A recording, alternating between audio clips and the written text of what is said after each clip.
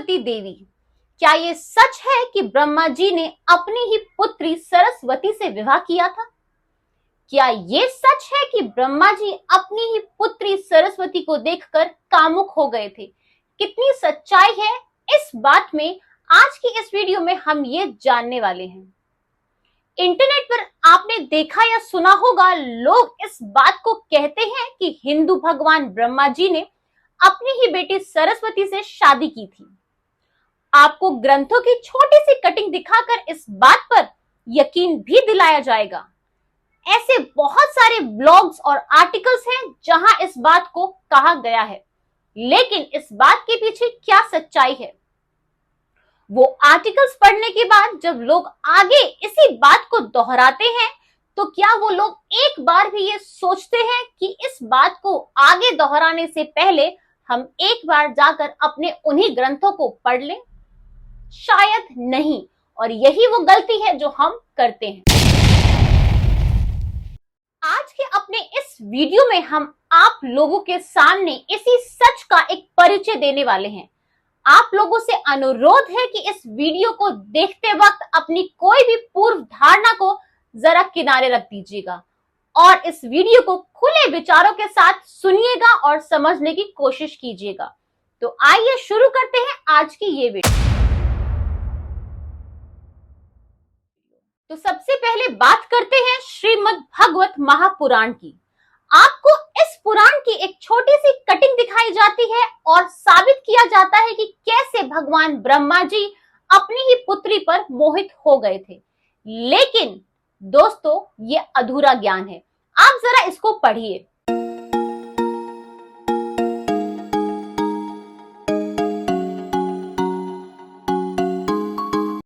और दोस्तों, यही अधूरा ज्ञान बहुत ज्यादा खतरनाक बन जाता है, क्योंकि आप जानते ही हैं कि पूरा ज्ञान होना कितना आवश्यक है। अधूरा ज्ञान तो अज्ञान से भी ज्यादा खतरनाक होता है और अपनी इसी आधी अधूरी जानकारी को लेकर लोग आगे बढ़ जाते हैं और इसी बात को आगे फैलाते हैं। आइए अब इस अधूरी जानकारी को हम लोग आज पूरा समझने की कोशिश करते हैं और श्रीमद् भागवत महापुराण के ब्रह्मा सरस्वती के इस प्रकरण के बारे में बात करते हैं।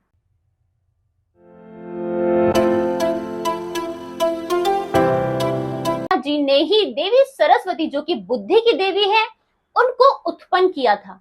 लेकिन ये उत्पत्ति थी, यानी कि ब्रह्मा जी उनके फादर फिगर तो थे, लेकिन उनके बायोलॉजिकल फादर नहीं थे। हिंदू पुराणों के अनुसार जब सृष्टि की रचना हो रही थी, तब तक बायोलॉजिकल क्रिया के द्वारा उत्पत्ति शुरू ही नहीं हुई थी। इसका मतलब ये हुआ कि ब्रह्मा जी ने उन्हें उत्पन्न तो किया था, लेकिन वो उनके सिर्फ फादर फिगर थे, बायोलॉजिकल फादर वो उनके नहीं थे।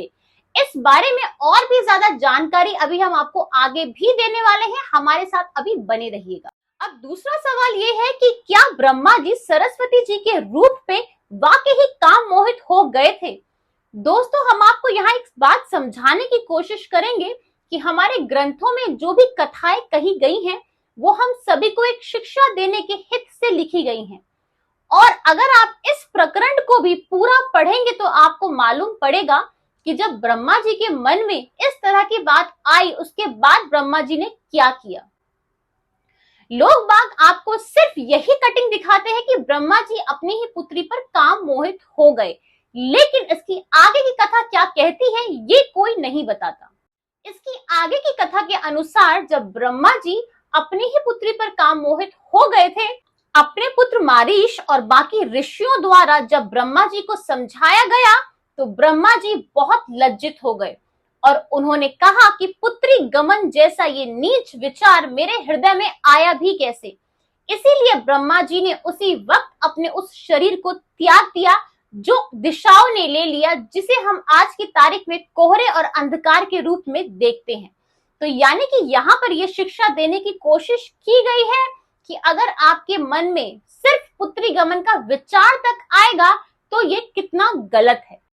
तो ब्रह्मा और सरस्वती के इस प्रकरण की इस कथा को कहने का पूरा तात्पर्य ये था कि ताकि कोई भी पुरुष जब इस कथा को पढ़े तो वो ये समझे कि पुत्री गमन कितना बड़ा नीच काम है और कितना बड़ा पाप है, और पुत्री गमन का विचार तक हमारे हृदय में नहीं आना चाहिए।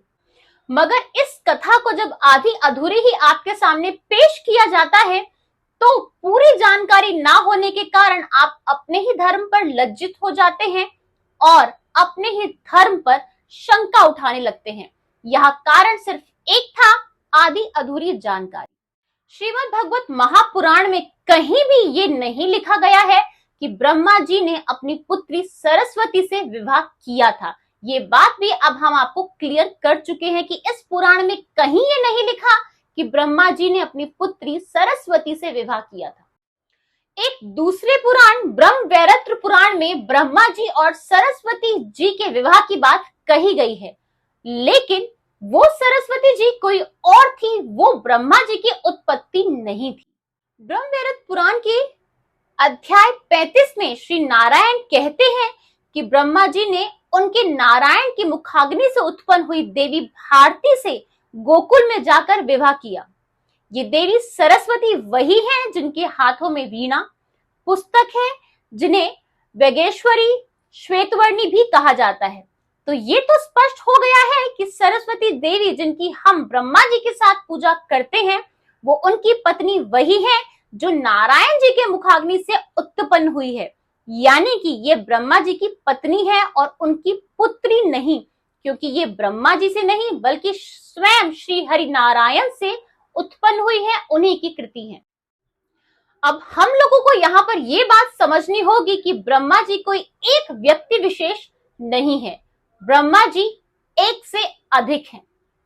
जिस प्रकरण में ये बात कही गई थी, जहां पे ब्रह्मा जी को अपनी ही पुत्री से काम मोहन हो गया था, उस प्रकरण को अगर आप आगे पढ़ेंगे तो आपको ये भी मिलेगा जब ब्रह्मा जी के पुत्र मारीश उनसे कह रहे हैं कि पिताजी आप समर्थ हैं, फिर भी आपने मन में उठे काम को नहीं रोका और पुत्री गमन जैसे पाप करने का संकल्प कर रहे हैं।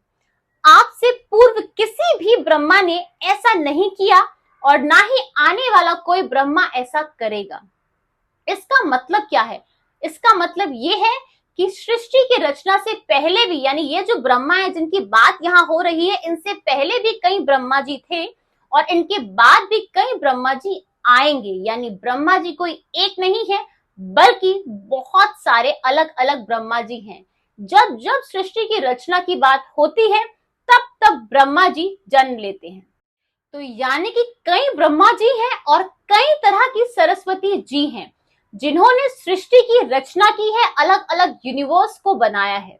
यानी अगर हम सृष्टि के टाइम की बात करें तो एक वक्त आएगा जब पूरी की पूरी सृष्टि का विनाश हो जाएगा और फिर दोबारा से सृष्टि की रचना होगी, और जब वो वक्त आएगा तो दोबारा से ब्रह्मा जी और सरस्वती जी की उत्पत्ति होगी। दोस्तों, यहाँ हमें ये समझना होगा कि हमारे पुराणों में जो भी कथाएं कही गई हैं, दरअसल वो हमारे वेदों के द्वारा जो ज्ञान दिया गया है उनको समझाने के लिए एक आसान तरीके से बताई गई हैं ताकि हम सभी को वो बातें समझ में आए।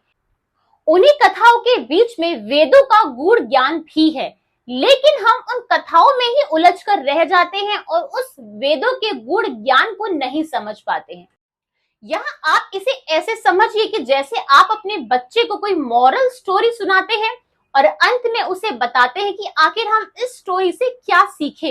यानी कि आप जो सिखाना चाहते हैं आपने वो एक कहानी के माध्यम से अपने बच्चे को आसान भाषा में सिखाने की कोशिश की ताकि उसके दिमाग में वो स्टोरी बैठ जाए और उसको वो चीज याद रहे कि हमने आज इस स्टोरी से क्या सीखा है। इसी तरीके से वेदों का सारा ज्ञान हमारे पुराण हमें कथाओं के द्वारा आसान भाषा में समझाने की कोशिश करते हैं। दोस्तों, अपनी आज की इस वीडियो के द्वारा हमने पूरी कोशिश की है कि हम आपके वो डाउट्स क्लियर कर दें जो आपके मन में थे ब्रह्मा जी और सरस्वती जी के विवाह को लेके। अपनी इस वीडियो के माध्यम से हमने आपको ये बताने की पूरी कोशिश की है कि जिन सरस्वती जी का ब्रह्मा जी से विवाह हुआ था वो उनकी पुत्री नहीं थी, अपितु वो श्री हरि नारायण की उत्पत्ति थी। यानी वो पत्नी ब्रह्मा जी की थी लेकिन पुत्री या उत्पत्ति वो नारायण जी की थी। हम आशा करते हैं कि इस वीडियो के द्वारा आपके इस टॉपिक से रिलेटेड सभी डाउट्स क्लियर हो गए होंगे। अगर अभी भी आपके मन में कुछ शंका है या फिर आपके मन में कोई और थॉट आ रहा है तो हमें कमेंट सेक्शन में जरूर बताइएगा। आज के इस वीडियो को मैं रिक्वेस्ट करती हूँ कि आप ज्यादा से ज्यादा लोगों से जरूर शेयर कीजिए, ताकि जब भी कोई ये सवाल उठाए तो उन लोगों के पास इस सवाल का असली जवाब जरूर हो। वीडियो पसंद आई है तो like, share and comment, and yes of course subscribe my channel. Thank you.